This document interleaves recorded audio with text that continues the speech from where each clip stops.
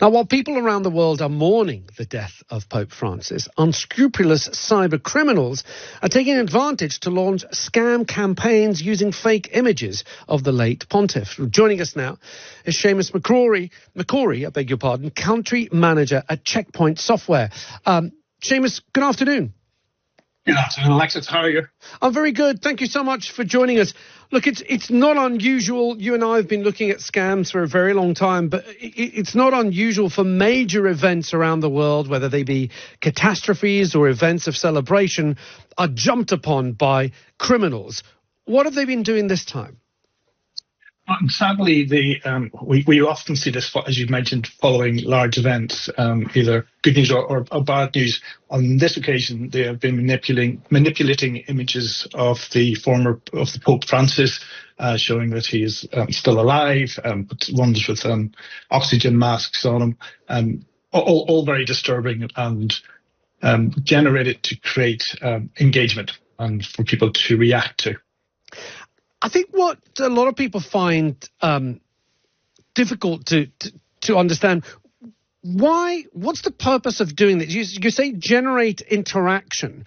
How is a criminal going to benefit by spreading false news, fake AI videos of Pope Francis still alive? How do they benefit from generating those fake videos? Because from what I can understand, they're not asking for donations. They're not asking for money to be exchanged. So when they don't ask for money, how do they make money from these scams? Well, often they're using the images to redirect you to a different website. Mm-hmm. That website might be downloading a virus or malware in the background. Unwittingly, that's now on your laptop or your PC or your device. And that will be used potentially to take your online banking details. So ultimately, the criminal gangs creating these images are doing it for money. It may not be a direct appeal for your credit card, but ultimately they will be downloading malware in the background. Without your knowledge. But Seamus, in this occasion, of course, we, 250,000 people just lined the streets of Rome to witness the Pope's burial. We know in this occasion that these videos are fake. How good have those videos become, and how difficult have those artificial intelligence videos become to spot for people such as yourself, those experts in cybersecurity?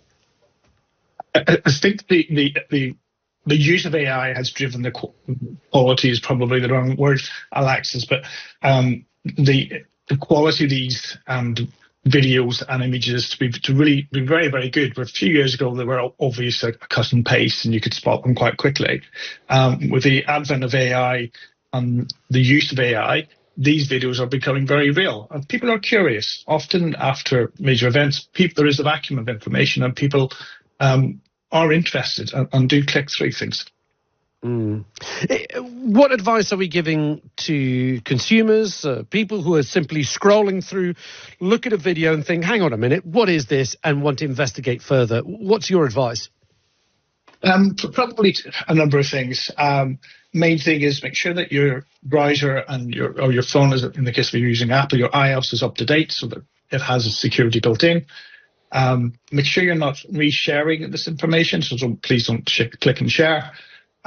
Also, if in doubt, verify going to someone like the Times Radio website or BBC, just to verify that information. Okay, Seamus, thank you for giving us your time. Seamus McCrory there, country manager at Checkpoint Software.